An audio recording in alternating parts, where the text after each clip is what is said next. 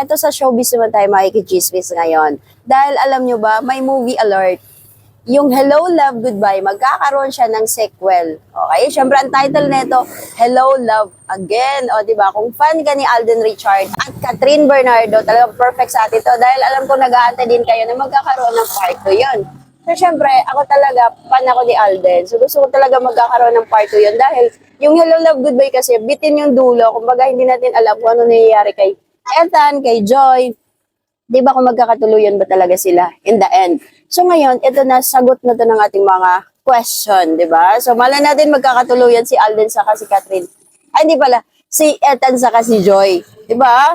In real life. Nakakakilig kasi yung tandem nila. Talagang yung chemistry nila talagang malakas. Kumbaga, pag sila yung magkakasama sa movies, as in kilig. Lalong-lalo na ngayon, single na si Kat at syempre si Alden. Yun lang, abangan natin to. Syempre meron silang date na i-release tong movie na to.